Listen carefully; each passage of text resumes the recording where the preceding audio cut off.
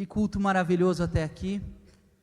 Confesso que Deus falou muito ao meu coração, espero que tenha falado ao seu como falou ao meu, e espero que Ele continue falando através da ministração da palavra. Como todos sabem, nós estamos tratando do tema família, né? E eu tenho mais uma mensagem hoje a respeito disso. Eu gostaria de convidar os irmãos a abrirem a palavra do Senhor em Colossenses 3, no capítulo 13. Enquanto vocês vão abrindo aqui, eu gostaria só de dar um breve testemunho. Vocês estão vendo meio mancando aí. Quinta-feira eu tive um pequeno acidente de moto. Caí, né? Como diz minha tia, se moto fosse feita para ficar em pé, era 4 rodas e não 2, né? Então, tive uma queda. E como Deus nos ensina através do sofrimento, né? Eu estava andando ali na Jaco Pêssego e pensando a respeito de como eu era imprudente, mas como eu manjava na pilotagem, né? E falava, meu Deus, eu pilotava muito, mas eu estava sempre perto da queda. E eu pensando nisso, andando na moto uns 10 minutos antes do acidente.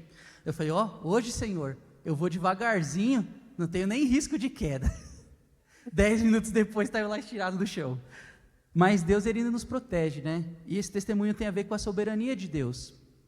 Porque a minha queda, eu estava bem devagarzinho, eu tinha acabado de sair de um farol e entrada à direita, e aí estava o farol fechado para o pessoal que estava indo nesse sentido, e o meu sentido não tinha mais farol, eu estava andando, tinha uns caminhões, né, que era perto de uma concreteira, e aí tinha 2 caminhões encostados do lado de cá, e o corredor para me passar, eu estava ali uns 20, 30 por hora, e aí eu comecei a entrar, chegar perto dos caminhões, veio um cara, cortando pela direita, e entrou 2 carros à frente, e aí quando ele entrou, a gente faz automático, né, freio de trás e da frente, a moto tombou, e a tendência é jogar a gente para frente, né?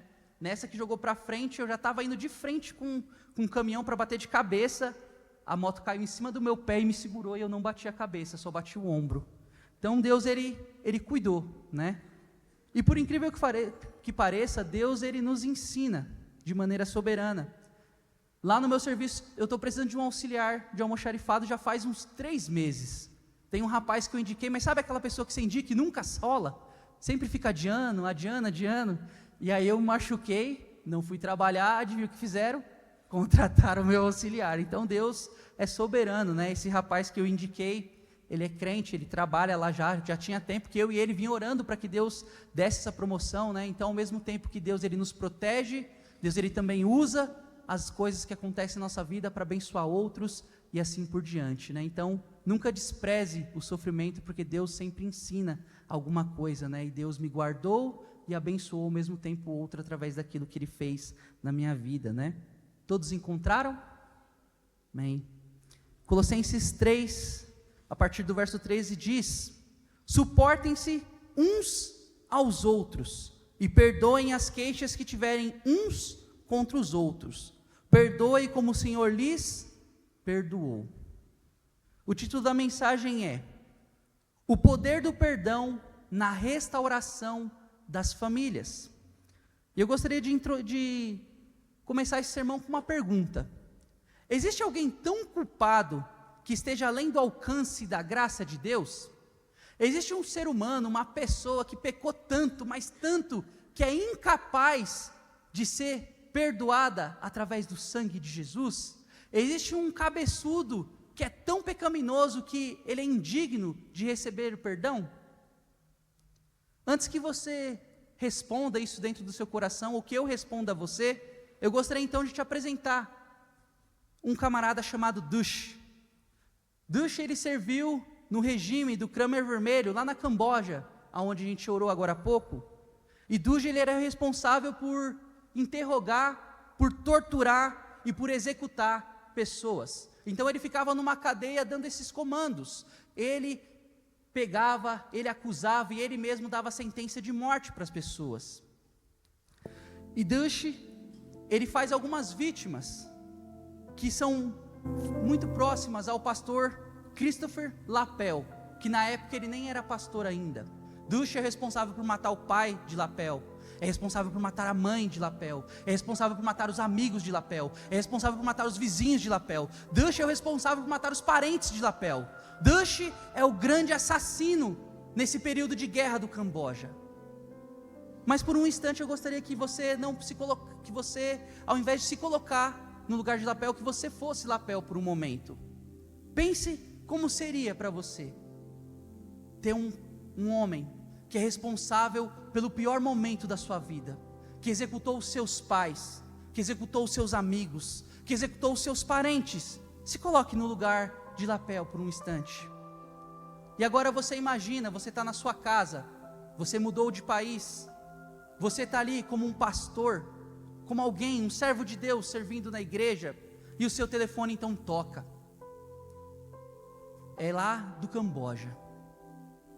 Uma pessoa foi presa e ela está em julgamento de pena de morte. E você, agora um pastor influente, uma pessoa influente no reino de Deus, é convidado então para confortar essa pessoa, para acompanhar essa pessoa durante o julgamento. E aí você recebe a notícia. Você aceita o convite de acompanhar e confortar os últimos momentos de Dush, a pessoa responsável por matar os seus pais, a pessoa responsável por matar os seus amigos, os seus parentes, os seus vizinhos. Você está disposto a isso? Então você aceita o convite, você vai ali servir ao seu país como testemunha, mas também como alguém que vai confortar a pessoa que foi responsável pelo pior momento da sua vida. Então Lapel e Dush, eles estão sentados numa mesa dentro da cela, apenas um policial do lado de fora. E Lapel, ele tem tantas interrogações, tantas perguntas para fazer, tanta coisa para falar para Dush, tanta raiva acumulada, tanto sentimento, tanto remorso dentro de si. Mas ele, antes de falar alguma coisa, ele escuta então ouvir o que Dush tinha para dizer. E Dush diz que escolheu ele porque sabia que ele era um pastor, porque sabia que ele tinha a palavra de Deus. Dush escolheu ele porque sabia também que ele fazia parte das pessoas que sofreram devido aos seus crimes. Então Dush descarrega tudo, conta como ele fez, e no final de tudo, ele pede perdão. E eu pergunto para você, existe alguém nesse mundo que não é digno de receber perdão através das suas ações? E outra pergunta, você perdoaria Dush? O que você faria? Como você se comportaria? Aqui não tem a ver com um tribunal, não é para ele ser poupado ou não pelos seus crimes. Aqui é uma pessoa que está arrependida diante de você. Aqui não é para você mostrar que você é um cristão forte e que você perdoa, é apenas você e o assassino dos seus pais. Você o perdoaria? O que você faria? Eu vou dizer para vocês o que Christopher Lapel fez. Lapel escolheu dar, retribuir com a mesma graça que recebeu. Lapel, ele olha para Dush, ele fala de tudo aquilo que ele sentiu durante toda a sua vida, de como aquilo foi ruim para ele, mas ele escolhe perdoar. E eu digo que ele escolheu perdoar porque não foi só de palavras, porque aquilo que Lapel oferece para Dush é algo grandioso demais. Ao invés de xingá-lo, de agredi-lo, Lapel escolhe evangelizá-lo. Lapel está dando a grande chance de reconciliação que vai conduzir o homem que matou os seus pais a Deus. Perdão. Não foi só palavras, mas foi uma ação, foi um perdão revestido de graça. Lapel perdoou e evangelizou Dush. Dush, ele foi condenado à cadeira de morte e morreu, mas Lapel passou os seus dias confortando, evangelizando. Então aqui já fica muito claro para nós que perdão não tem a ver só com a palavra, não tem a ver só com aquilo que você diz, mas também com a maneira como você se comporta. Perdão é reconciliação. Perdão é derramar graça sobre o seu ofensor, a mesma graça que você recebeu de Deus quando você o ofendeu. Lapel, ele perdoou. Essa história nos confronta com uma pergunta difícil: até onde a graça de Deus pode alcançar? E até onde nós somos capazes de imitar a Deus? Porque a graça de Deus é capaz de alcançar o pior dos pecadores, mas e nós, como filhos de Deus, somos capazes de imitá-lo, como Lapel fez nesse exemplo? Como muitos homens de Deus fizeram? Quando se trata da nossa família, inevitavelmente, eu e você, nós cometeremos atos ofensivos. Nós ofenderemos os nossos filhos, nós ofenderemos as nossas esposas, as esposas ofenderão seus esposos.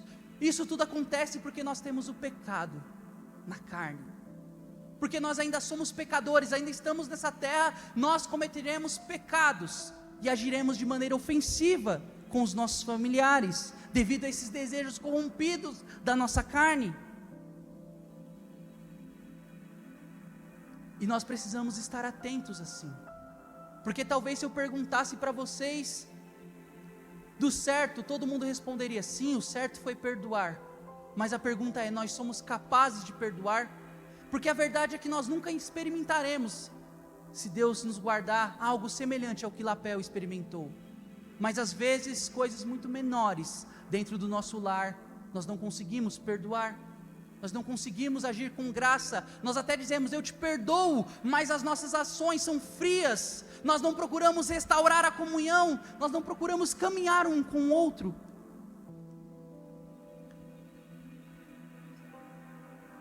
Talvez, dentro do nosso lar nós vamos ser ofensivos, por conta do descanso, por conta de querer um tempo de silêncio, por conta de querer carinho, por conta de querer cuidado, por conta de querer amor.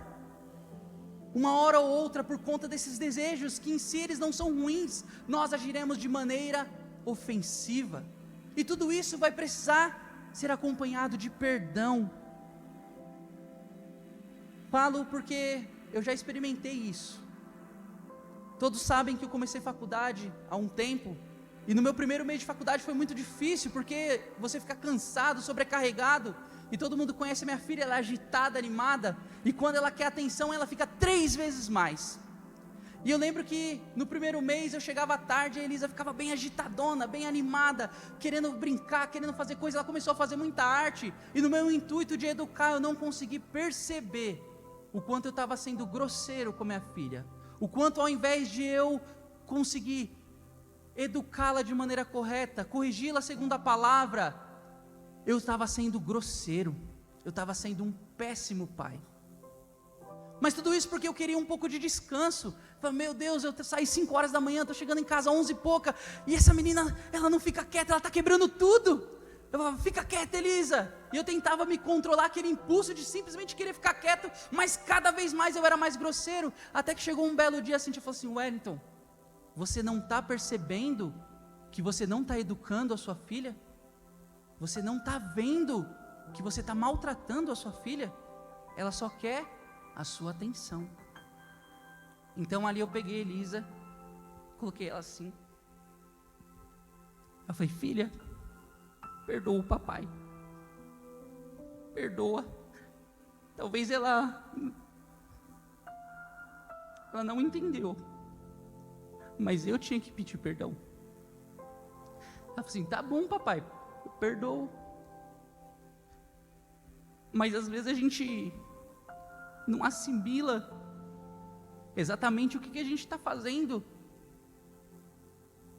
e às vezes a gente é ruim mesmo, mas a gente tem que ter essa consciência de que nós precisamos perdoar e pedir perdão, porque é isso que restaura a família, é isso que constrói a ponte daquele abismo que se cria quando a gente ofende um ao outro, é o perdão. Pois, tendo em vista então a importância desse assunto, hoje nós iremos meditar em como o poder do perdão atua na restauração da nossa família.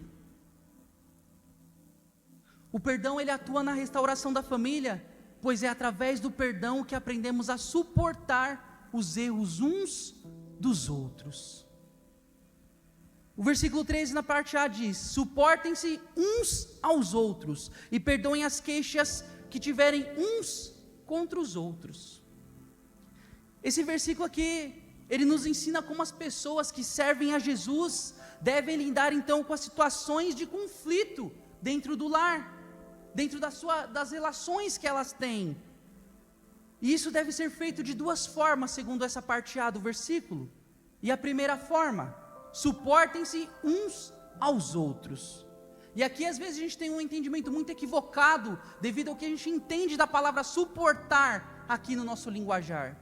Mas quando a gente volta, quando a gente se aprofunda no escrito original, a gente entende que essa palavra aqui não é só o suportar. Eu vou ter que aturar o meu esposo, eu vou ter que aturar a minha esposa. Ó Deus, eu estou sendo piedosa, viu? Pedir perdão e eu aturo ele. Sabe aquela coisa de só o peso? Mas na verdade aqui o suportar não significa apenas aguentar a pessoa. Quando você perdoa, você não só vai aguentar a pessoa. Aqui a ideia é ter paciência. Aqui a ideia é lidar com as falhas dela mesmo, porque ela é falha. Aqui a ideia é, diante das diferenças e das limitações que essa pessoa tem, eu vou escolher caminhar com ela, eu vou escolher perdoar ela quando ela falhar, eu vou aguentar isso, mas não de uma maneira negativa, mas eu vou olhar e ter compaixão dela. Então aqui o Paulo não está falando só para a gente suportar, aguentar. Eu tenho que aguentar essa pessoa na minha vida, já casei mesmo, agora vou ter que aturar esse fardo pesado. Não é isso. Aqui nós conseguimos entender que as pessoas elas têm defeito, as pessoas elas têm falhas, as pessoas elas têm dias difíceis, as pessoas elas têm manias, as pessoas têm o pecado na sua carne, então elas vão falhar. Diante dos nossos relacionamentos, diante da nossa comunhão familiar, diante dos momentos que nós vivemos e desfrutamos com as nossas famílias, saiba que vai ter falha, vai ter pecado, vai ter ofensa. Nós não queremos isso, mas isso acontece no nosso lar. Nós não queremos ofender, eu não queria ofender a minha filha, mas assim eu o fiz. Isso vai acontecer, mas quando isso acontece, o ofendido, ele precisa olhar dessa maneira, ele precisa suportar, ele precisa olhar para as falhas e ter compaixão, ele precisa olhar para as diferenças, para as limitações do seu parceiro e ter misericórdia. E Paulo está ensinando isso. Cada pessoa com seus defeitos e com as suas dificuldades, dentro da convivência do lar, vai ser momentos difíceis, mas Paulo está ensinando que nós precisamos suportar isso, porque se nós não suportarmos, não vai existir família, não vai existir comunhão, não vai ter restauração dentro do lar. Então nós precisamos ser fortes, e eu estou falando aqui no âmbito como ofensor e como ofendido, e vocês todos são ofensores e ofendidos dentro do lar de vocês. Então todos nós precisamos de resiliência, de fé, de colocar em prática o que nós estamos aprendendo nessa manhã. Paulo está dizendo que a convivência cristã exige paciência, exige maturidade, exige ato de misericórdia, que é aquilo que você, em vez de dar aquilo que a pessoa merecia, você não dá, mas você entrega algo diferente. Precisa de disposição para continuar amando, mesmo com as falhas e ofensas do outro. Isso é o suportar. Não é fingir que nada aconteceu, porque às vezes também nós fazemos o oposto. Nós fingimos que nada aconteceu, mas escolhemos desistir facilmente das pessoas. Nós fingimos que nada aconteceu, mas também nós abandonamos ela. Não é isso que Paulo está falando, quando ele está falando que nós precisamos suportar. Nós precisamos suportar, tratando, corrigindo, segundo aquilo que as Escrituras nos ensinou, não abandonando, não afastando, mas trazendo para perto. Isso é suportar biblicamente. Mas então vem a segunda forma: perdoem as queixas um do outro. A palavra queixas aqui aponta então para as ofensas que acontecem dentro do nosso lar, para as mágoas que são reflexo das atitudes que nós temos dentro do nosso lar, para os conflitos reais que acontecem quando nós estamos economizando e um do casal gasta tudo, quando os nossos filhos têm ações impulsivas e nos levam ao prejuízo, e por aí vai. Tem a ver com inúmeras situações, tudo isso é queixa. Paulo está falando, vocês têm que suportar essas queixas. Paulo ele reconhece que há vários atritos entre as pessoas, dentro do seio familiar, dentro do nosso trabalho, dentro da nossa igreja, há conflitos, há queixas uns com os outros, mas Paulo está falando, vocês precisam suportar, vocês precisam vencer essas queixas, sem guardar rancor um do outro, sem o esposo virar as costas para a esposa e ficar rancoroso com ela, porque foi ofendido, e a partir de agora então ele começa a ter uma postura vingativa, e tudo que a esposa faz, ele tem uma palavra dura, ele procura se vingar, ele procura lançar em rosto tudo aquilo que ela fez. Não é assim que se resolve as queixas que nós temos um com o outro. Não é alimentando a vingança em nosso coração que nós somos capazes de resolver o conflito. Paulo está ensinando, quando vocês estiverem com esses problemas, vocês precisam suportar e perdoar.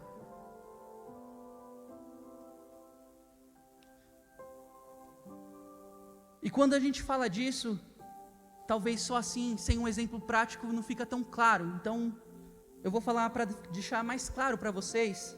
Eu vou deixar um exemplo prático que eu experimentei de perdão com a Cíntia em 2014. Nessa época, eu e a Cíntia, a gente não era cristão, a gente só namorava. Em 2014, todo mundo que conhece o Ronaldinho Gaúcho, né? Tem aquele meme dos rolês aleatórios. O ano de 2014 é o meu rolê aleatório, porque foi um ano totalmente maluco da minha vida. Eu saí de uma posição para outra sem ter noção, e vocês vão entender quando eu contar aqui para vocês. Eu e a Cíntia, a gente, no ano de 2013, a gente estava tendo alguns problemas de relacionamento. Então, inicia o ano de 2014, eu e a Cíntia, a gente termina o relacionamento. Eu vou para o meu caminho, a Cíntia vai para o dela. Eu vou lá, compro uma moto, sempre tem uma moto, né? Vou lá, compro uma moto. Então eu começo a viver a minha vida. Para mim o relacionamento tinha acabado de uma forma. Acabou. Mas a Cíntia, ela não tinha contado para mim as coisas que eu tinha ferido, que eu tinha feito, que tinham sido ofensivas e tinham ferido ela. Então para mim tinha acabado porque eu só estava tratando as ofensas que eu tinha, e ela não me contou, ela guardou isso para ela. Então, como eu disse para vocês, a gente não era cristão, então o nosso namoro não era santo. Nós tínhamos relações sexuais na época. A Cíntia engravidou. Então de janeiro nós terminamos, em fevereiro a Cíntia engravidou, e ali mesmo, acho que em março, a Cíntia teve um aborto espontâneo. Imagine, 2 jovens, a gente tinha 23 anos na época. Só que nesse meio tempo eu também me envolvi com outra pessoa. Então tudo estava caminhando para se distanciar, para não ter essa família que hoje vocês conhecem aqui. E aí, em abril, dia 2 de abril de 2014, eu sofri então um acidente de moto.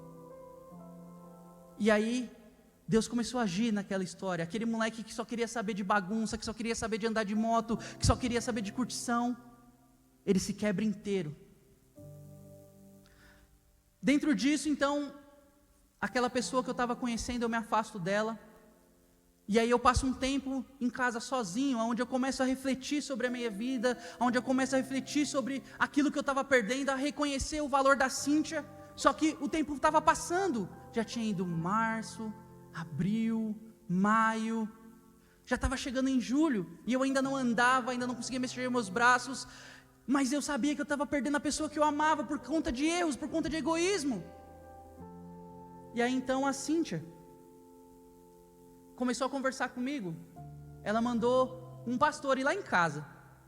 Um pastor está aqui sem barba hoje, na época ele tinha barba. Ela teve um ato de compaixão. E a partir dali eu e a Cíntia começamos a nos conversar de novo, só que tinha um problema. eu e a Cíntia, a gente se conheceu, e cada um só tinha tido um namorado, basicamente. Tudo, a experiência de vida nossa era um com o outro, e eu tinha colocado outra pessoa no meio disso. Aqui a Cíntia precisava de uma escolha: ou ela perdoava, ou ela não perdoava. Ou ela perdoava, mesmo não estando junto, eu ter me envolvido com outra pessoa, ou não. Então a Cíntia, ela tomou uma atitude, após algumas conversas que nós tivemos, alguns momentos onde eu pedi perdão, onde ela me pediu perdão, a Cíntia escolheu perdoar biblicamente. Não foi uma escolha fácil para a Cíntia, porque logo em 2014 também, em novembro nós casamos, por isso que eu disse que era aleatório, das ruas da vida louca para o casamento no altar, crente de novo. Ela escolheu perdoar.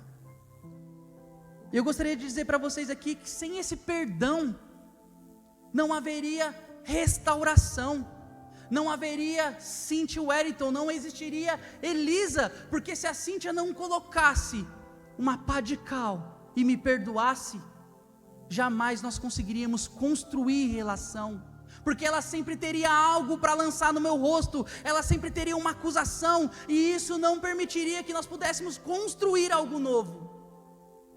Isso não permitiria que eu e ela viéssemos ser uma família, e provavelmente essa relação que voltou, se não tivesse o perdão, ela teria acabado, ela teria sido destruída por conta da amargura, ou talvez por um ato vingativo, ela retribuiria mal com mal, e provavelmente a relação acabaria. Mas o perdão foi o instrumento que Deus usou para restaurar o meu lar, para me dar possibilidade de ter uma família, para me dar possibilidade de ter uma filha, para me dar possibilidade de eu estar aqui hoje ministrando vocês. Foi porque um dia a Cíntia escolheu me perdoar. O perdão, ele restaura as famílias. O perdão é a ponte da qual nós atravessamos para restaurar a comunhão dentro do lar. A Cíntia escolheu perdoar as minhas falhas, os meus defeitos. Ela escolheu suportar as minhas ofensas, a minha má conduta. Ela escolheu me amar e me perdoar.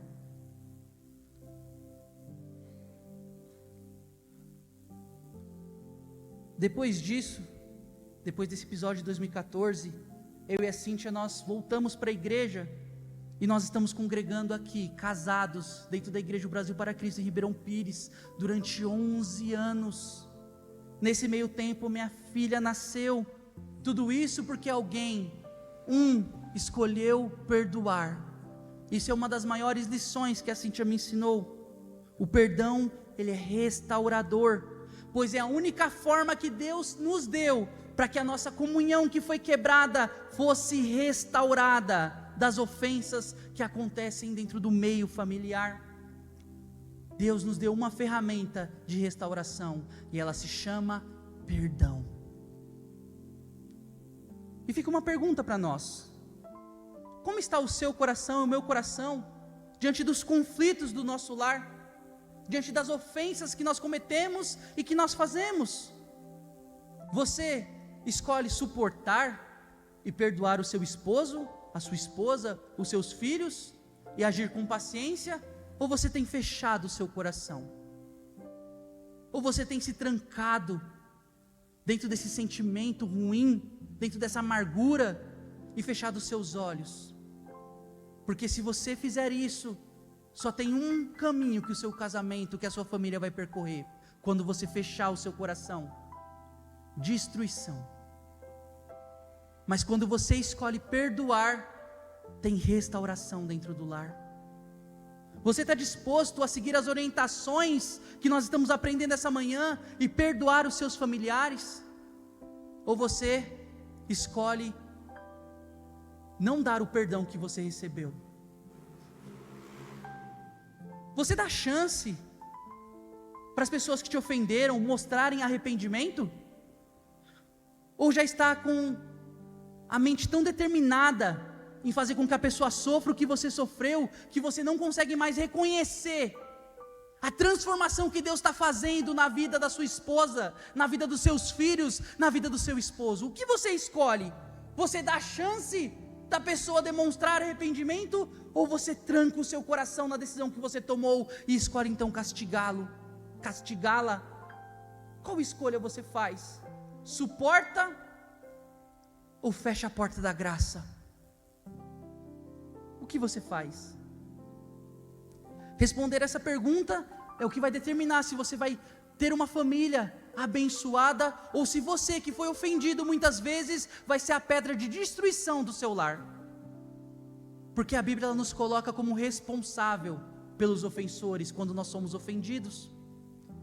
Mas às vezes a pessoa ela está com a razão, ela foi ofendida, mas ela escolhe não ser a porta da graça de Deus dentro da sua casa, e isso leva a família à destruição.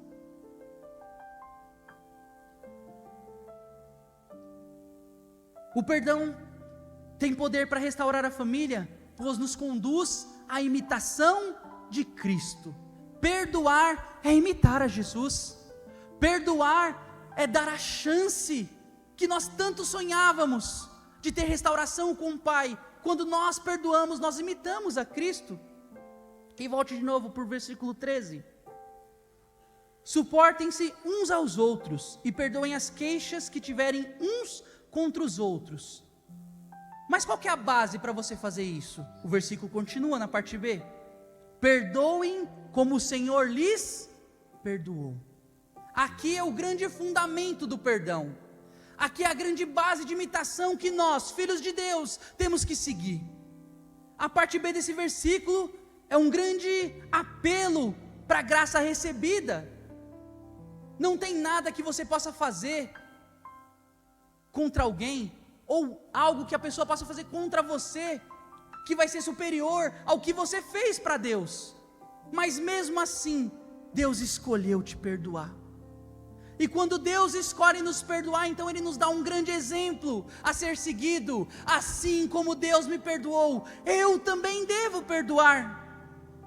É como se Paulo olhasse em nossos olhos agora, após nós contarmos todas as ofensas que nós sofremos em nossa casa, e ele falasse assim para nós: perdoa o seu esposo, perdoa a sua esposa, perdoa os seus filhos com o mesmo perdão que Jesus te perdoou, com a mesma graça restauradora que Jesus derramou sobre você. Perdoa. Aqui não tem a ver com que se vai ser fácil ou difícil, aqui é algo que nós devemos fazer. Se nós queremos restaurar o nosso lar, se nós queremos restaurar a nossa família, nós precisamos perdoar aqueles que nos ofendem. Nós precisamos imitar a Jesus. Perdoa como Deus te perdoou. Perdoa. E é nessa hora que nós devemos tirar as barreiras do nosso coração, que nos impedem então de liberar perdão para os nossos familiares, para os nossos ofensores. A hora que nós devemos nos quebrantar é quando nós olhamos para aquilo que Deus fez por nós, pela graça que nós recebemos. É nessa hora que as barreiras do coração têm que ser quebradas, e nós temos que olhar para o quanto pequeno nós somos, o quão falho nós somos, e quão grandes são as nossas ofensas para com Deus. E se Ele foi capaz de nos perdoar, e nos chamou para a sua luz, nós devemos imitá-lo e perdoar também. Não tem um apelo maior que possa ser feito do que esse. Deus olhar para você, você se conhece, você sabe o que passa na sua mente, você sabe o que você tem de desejo, como você pensa, como você age, você se conhece. E Deus, Ele olhou para você, e por conta que você se arrependeu e acreditou em Jesus, Ele te perdoou. Mas Deus não só te perdoou, Deus não só encobriu a multidão de pecados através do sangue de Jesus, não foi só isso que Ele fez. Deus não nos perdoa e nos afasta, mas Deus perdoa e se relaciona conosco. Mas eu também gostaria de aplicar então esse versículo em algo mais prático, porque aqui a relação familiar, o perdão não tem a ver só com sentimentos, não tem a ver só eu sinto que agora eu consigo perdoar. O meu sentimento agora é que agora eu posso perdoar. Mas tem a ver com uma firme decisão de fé, de imitar a Jesus. Às vezes nós falamos, eu não consigo perdoar, não dá para perdoar, eu não sinto.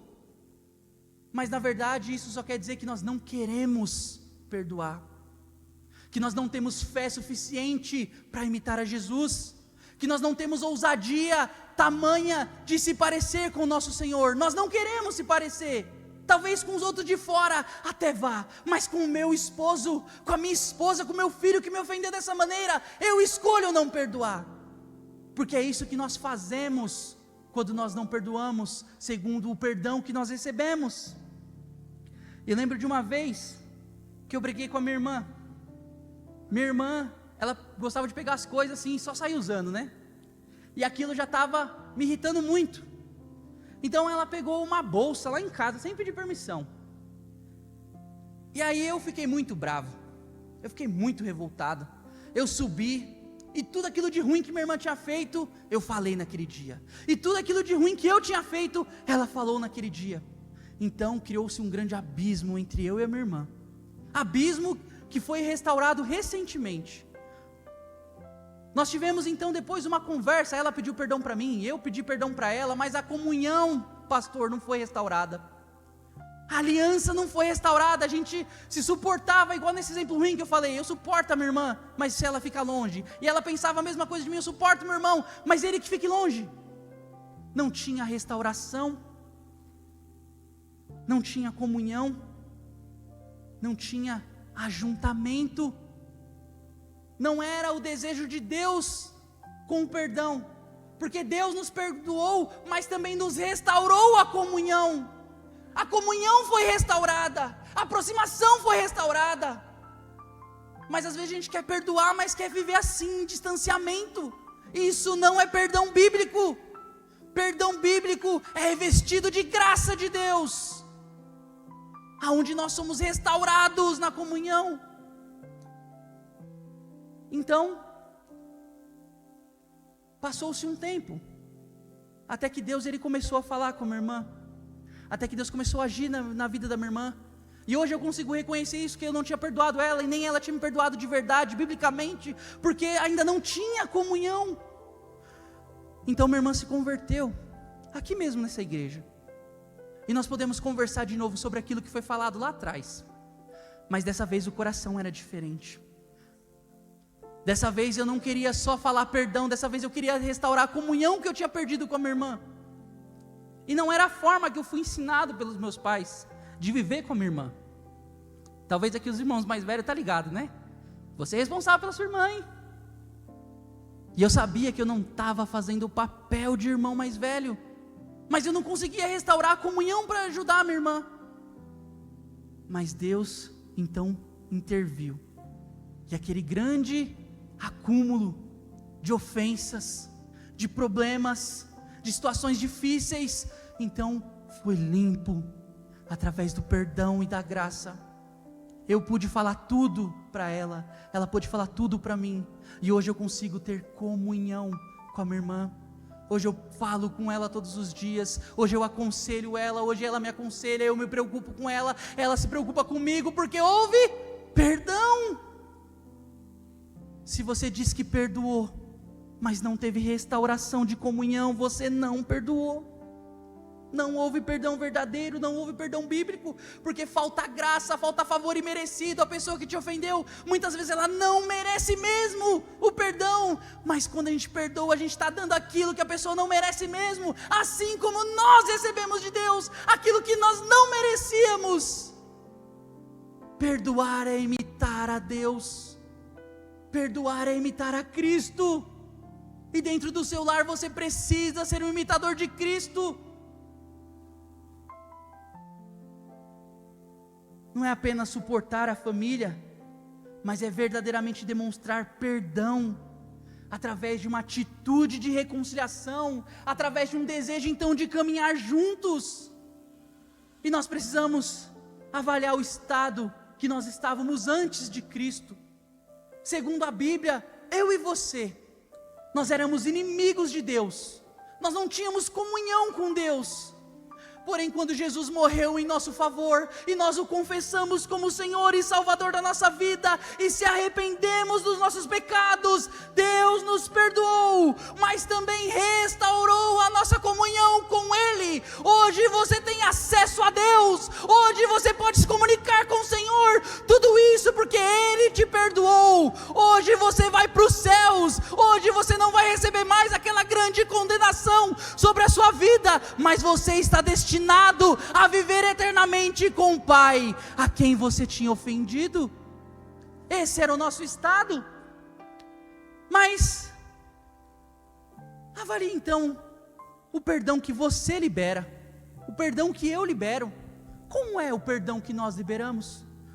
É um perdão como de Deus, aonde a gente restaura, aonde a gente não paga mal com mal, aonde a gente não julga, mas aonde a gente dá oportunidade de arrependimento, aonde a gente cria oportunidade de restauração. O perdão de Deus com a humanidade foi um perdão de restauração, de comunhão. Deus habita em nós, porque nós somos restaurados por conta de Jesus. Mas o perdão, muitas vezes no meio da família, não é esse, pastor. Não é esse, não é bíblico. É perdão da boca para fora. Se você perdoou alguém e não tem restauração de comunhão, você não imita o seu Senhor, do qual você diz que serve e ama. Você o desobedece, porque não o imita. Portanto, perdoar é mais do que suportar aquele que te ofendeu de alguma forma, mas é restaurar, é deixar a porta da comunhão aberta, a porta da restauração aberta, para que aquele que se ofendeu se arrependa dos seus pecados, e vocês possam então ter uma comunhão restaurada novamente. Às vezes a gente fala que perdoa, mas a pessoa se esforça, a pessoa se dedica. Às vezes a gente mesmo passa por isso, a gente sabe que a pessoa está se dedicando. Eu falo por mim, que eu já fiz isso com a Cíntia. E a Cíntia também. Vai pensando que ela é santa? Estou elogiando muito. Sabe, a gente faz de pirraça. A gente faz porque a gente não quer ver a restauração. É pecaminoso mesmo, é ruim mesmo, é feio. A gente não quer ver a pessoa restaurada. Como? Depois dessa ofensa, ela vai sair disso assim, de boa? Não vai pagar nada? Nenhum julgamento? Vai continuar fazendo tudo? Vai deitar aqui na minha cama e vai achar que vai ter tudo do bem e do melhor? Aqui as irmãs. Vai desfrutar de todos os benefícios do casamento? Mas isso é só pecado. Isso é só falta de imitação de Jesus. Eu não estou falando que não tem consequências as ações pecaminosas que nós temos, porque elas têm, não tem nada pior. Eu vou falar por experiência própria. 2014 foi, olha, as piores experiências que eu tive foi em 2014, não tem nada pior. Meu braço não doía tanto, minhas pernas quebradas não doíam tanto, quanto a minha consciência de ofensa para as pessoas que eu amava. Nada doía mais do que saber que eu tinha ofendido a Cíntia, eu não tinha condições de mudar aquilo. Nada ofendia a mais saber que eu tinha ofendido meus pais, e eu não conseguia, porque eu não tinha forças para me levantar, eu não conseguia me levantar para restaurar aquilo. Tem consequências. O ofensor, quando ele se arrepende, a maior consequência é saber o que ele fez. Não tem nada pior do que olhar para as minhas ações do passado e as minhas ações do presente, e olhar para a tamanha graça que Deus ofereceu para mim. Eu falo, como eu sou, Senhor, como eu sou sujo, como eu sou falho. Deus, Tu és tão bom para mim, como eu sou assim podre, como eu desprezo o Seu sacrifício. O ofensor arrependido, ele lida com isso, ele sabe o que ele fez, ele lida com isso. Se ele está arrependido de verdade, ele não vai querer fazer de novo, fora as outras consequências que vêm no meio do caminho, mas essa para mim é a pior de todas. Saber que eu fui falho, que eu fui podre, que eu desonrei a Deus e desonrei aos meus familiares. Não tem nada pior do que isso. Então não se preocupe você na hora de perdoar se vai ter consequência ou não. Perdoe como o Senhor lhe perdoou. as consequências, Deus trata o ofensor, Deus corrige o ofensor. Se ele está arrependido de verdade, saiba que Deus vai operar, e Deus vai restaurar essa família, mas você precisa fazer a sua parte. Perdoe como Deus te perdoou, e a sua família vai ser restaurada. Mas para nós, qual é o tipo de perdão que nós temos ofertado aos nossos familiares? O perdão da boca para fora? O perdão que não restaura a comunhão? O perdão que é só suportar, mas distante um do outro? Ou nós temos dado o perdão bíblico, onde nós reconhecemos sim que a pessoa ela errou, ela falhou, mas nós conseguimos também olhar quando ela está tentando mudar, quando ela está arrependida, quando ela está mudando a trajetória, porque ela se arrependeu, porque Deus tocou no coração dela, e ela está desejando a mudança. Ou nós fazemos como uns mundanos, que se distancia, não tem mais comunhão, não caminha mais junto, e fala que prefere ver morto. Qual perdão eu e você liberamos? Dentro dos nossos conflitos, nós buscamos imitar a Cristo, e derramamos da graça que recebemos sobre os nossos familiares? Ou nós negamos a graça? Ou nós fechamos a porta da graça para os nossos familiares? Qual perdão nós estamos liberando? Você, quando perdoa, você busca restaurar a comunhão com o seu ofensor? Ou você passa apenas a suportar ele? Tá aí, né? Tá aí, mora na mesma casa que eu. Fez o que fez, mas tá aí. Perdoei ele. Isso não é perdão. Me desculpa te dizer, mas isso não é perdão. Não é perdão. Por último, o perdão restaura a família, pois quando nós perdoamos, é que somos perdoados. O perdão tem o poder de restaurar a família, pois é quando nós perdoamos que somos perdoados. Mateus 6,14 diz: pois se vocês perdoarem as ofensas uns dos outros, o Pai Celestial também lhes perdoará. Muitas vezes, de maneira equivocada, achamos que as nossas ofensas, elas só ofendem as pessoas que são alvos da ofensa. Porém, a Bíblia ela nos deixa muito claro que todo pecado, ou seja, toda ofensa, todo pecado que você comete contra alguém aqui também ofende a Deus. Todo pecado, independente para quem seja aqui nessa terra, ele é ofensivo a Deus. Quando se trata de perdão, a mesma forma aqui é aplicada, segundo esse texto que nós lemos. Se você não perdoa o seu ofensor, você também não é perdoado. Às vezes nós achamos que perdoar é falar diante de Deus: perdoei, Senhor, eu perdoo a ofensa que fiz, perdoa a ofensa que essa pessoa fez contra mim, perdoa, Senhor, a ofensa que eu fiz contra minha filha, e eu não vou lá até a pessoa pedir perdão. No meu próprio exemplo aqui, eles ainda não entendem o que é perdão, mas eu tinha que ir até ela, porque eu estou instruindo ela, segundo a palavra, e eu ensino a minha filha a palavra de Deus, até mesmo quando eu erro, e me coloco em posição de arrependimento para ela. Então, não pense que você simplesmente fala: eu perdoo, Senhor, essa pessoa que me ofendeu, tá tudo legal, tá tudo bom, Senhor, olha, eu perdoo, viu?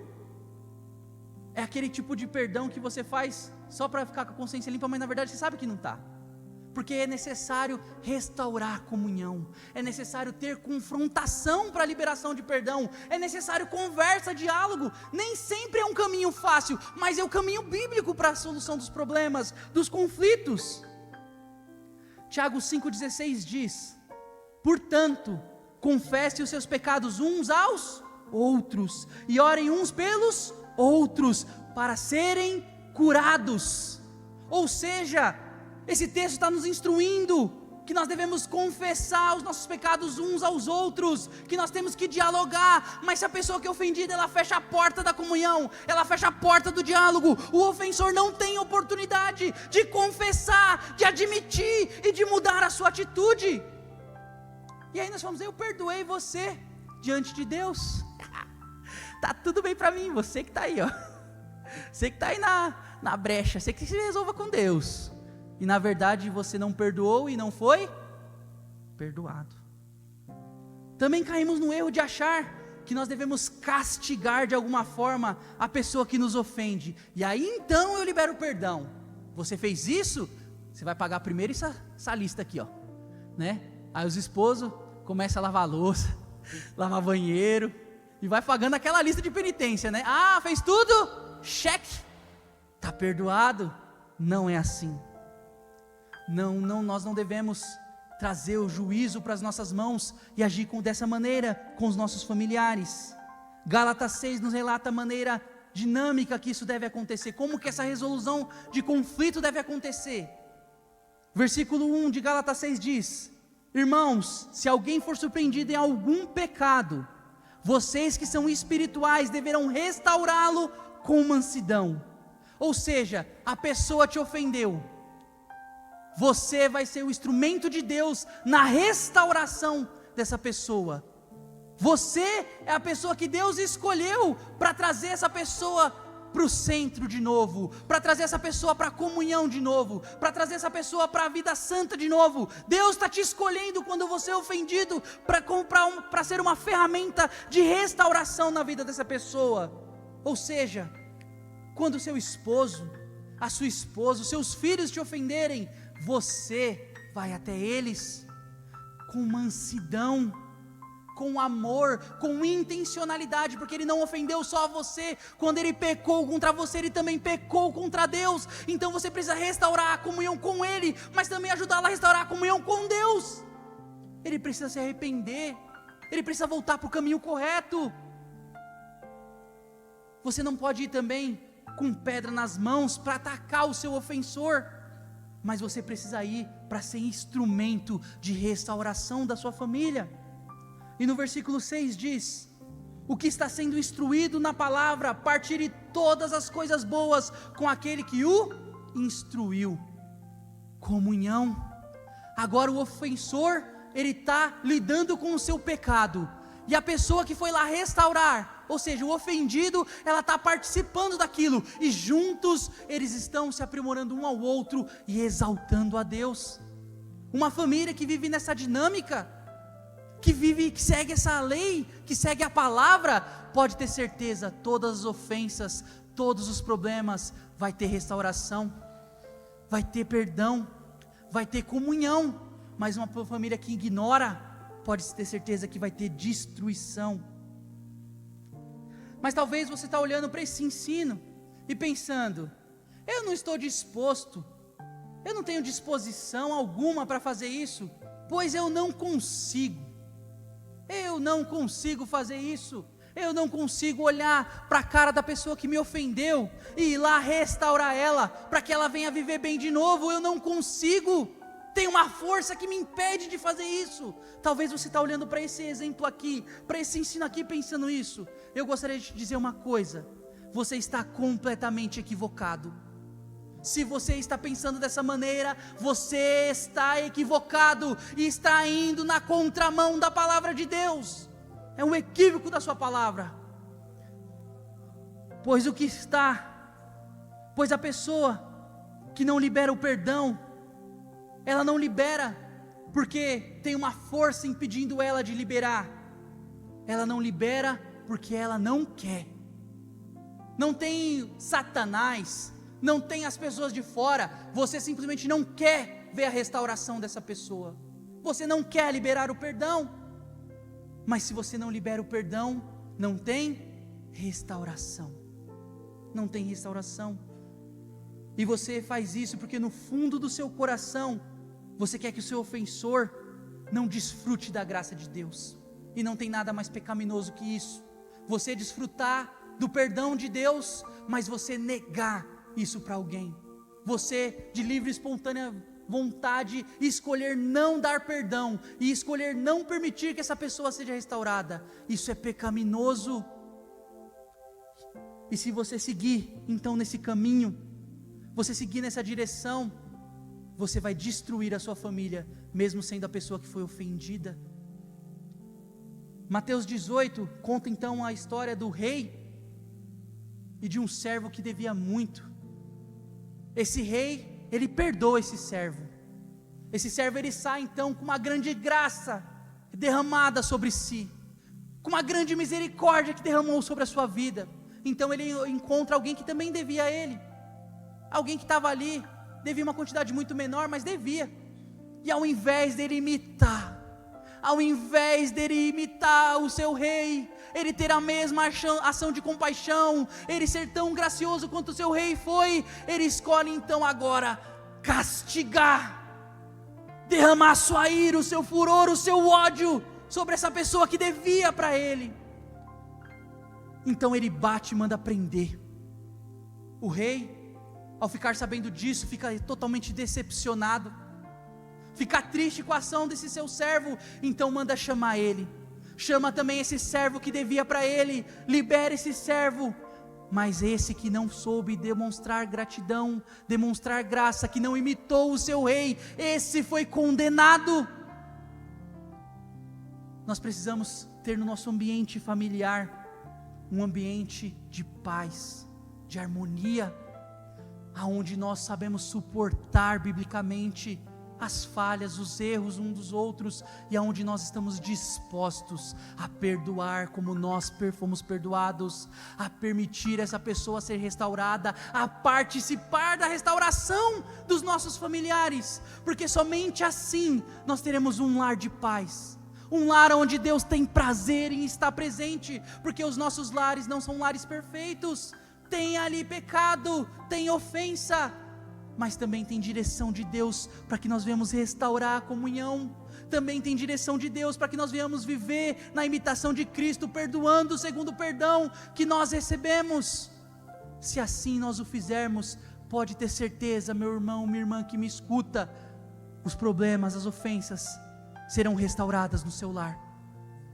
As dificuldades que você está lidando, se você aplicar a palavra, vai ter restauração, vai ter comunhão de novo. Você vai poder olhar para aqueles bons momentos que você vivia lá atrás e falar assim: como eu queria voltar para aquele tempo bom onde a gente tinha paz. Isso vai ser restaurado. Mas você ofendido e você ofensor precisa perdoar. Precisa perdoar. Eu não vou conseguir terminar a mensagem, o ministério de louvor pode subir, mas eu espero que Deus ele tenha falado ao seu coração e você possa sair daqui com esse entendimento de que perdão é a única ferramenta que você tem para a restauração do seu lar. O perdão é o caminho que vai ligar esse abismo que se criou entre o esposo e a esposa, entre os pais e os filhos. É o perdão que reconecta a casa de novo, é o perdão bíblico, é a imitação de Cristo que restaura o nosso lar. Então que você possa sair daqui cheio do Espírito Santo para perdoar aqueles que te ofenderam, amém? Se a igreja entendeu, então aplauda ao Senhor.